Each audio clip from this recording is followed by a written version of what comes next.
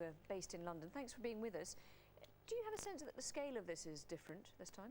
Yeah, very much so. I think after the death of Ayatollah Montazeri, the dissident Ayatollah, the movement spread not just to big cities, not even just to the smaller towns, but really small provincial places and even villages.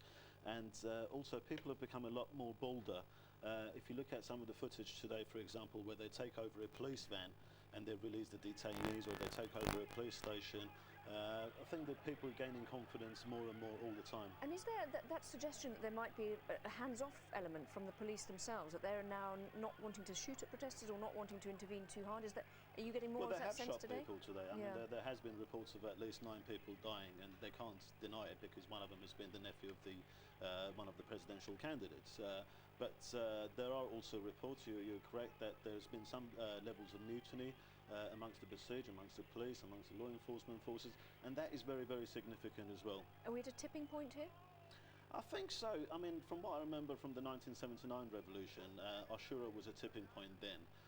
You know, that's when we saw very, very large crowds on the street, and that's when the military and the security forces of the Shah realised that this is a losing battle, and the collapse around the Shah, the forces around the Shah started collapsing, and they had to sort of like join the people, and it was a tipping point then. Ashura is very, very symbolic. It's so symbolic, I don't even know where to start. It even goes back to pre-Islamic days, where people... Just though, to stop you on that point, I mean, we had one commentator, Syed Mohammed Imrandi from the University of Tehran, on earlier on Aljazeera, saying he was at an Ashura commemoration and there was 50 to 100,000 people, no protesters, all very calm. So we're getting a very different picture from some people who's in Tehran to what we're seeing on some of the websites and the pictures that are coming out on the opposition. Well, I think that some people just live in a state of denial. I think this is something that I see in all dictators and, you know, their supporters. They want to think that nothing is happening. They want to think that people support them and people love them. The footage that we've seen today is very, very authentic. We know it's from Iran. We know it's from the slogans they're chanting. We know it's to do with Ashura.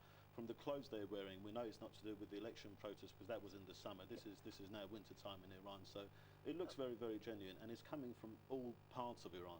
And what about his? I mean, his point is also that that the opposition movement is split, or that's what he argues. That actually now it doesn't have the kind of coherence that it had at the time of the elections. Is that fair? Not at all. I think, in fact, the opposition is becoming more and more united. To begin with, people like Mousavi, they wanted to work within the framework of the Islamic Republic, but the more they put under pressure, the more their family members are harmed, the more people are being killed, and that even people like Mousavi are becoming more militant. And now we're joined by, you know, the religious elements. We're joined by parts of the establishment, by some of the clergy. This is a movement which is growing and actually becoming more and more united all the time. And the death of the nephew of Mousavi, how significant a part will that play in this, do you think?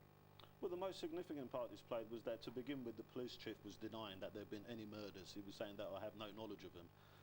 But once something like that happens, then it's very, very hard to deny it. So he had to put another spin on it. He had to admit it, that, you know, there has been people that who've been shot dead, but he had to put another spin on it, saying like it's been under suspicious circumstances. What does that mean, suspicious circumstances? You're shooting at people and people dying. What's suspicious about that?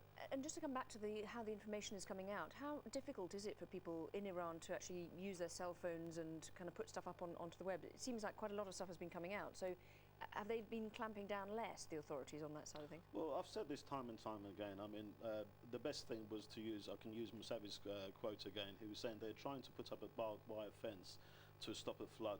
The barbed wire fence, it looks very harsh, it looks very menacing, but it's totally ineffective, and they can try as much as they like to stop the flow of information. They will not be able to. From the provinces, it always takes a bit longer for the footage to come out.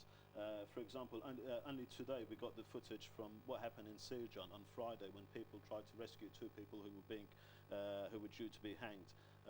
It happened on Friday, but the footage came out today because in the smaller towns there is less access to the internet. The internet is mainly dial-up. They don't have broadband, so it takes a bit of time. Which is why today we haven't had as much footage coming from other cities. But in the next few days, I'm sure that we will.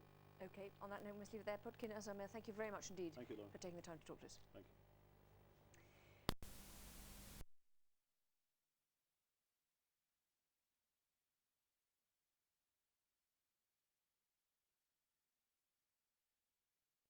صداتون در داخل ایران میشنوید، همه اون چیزی که در ایران اتفاق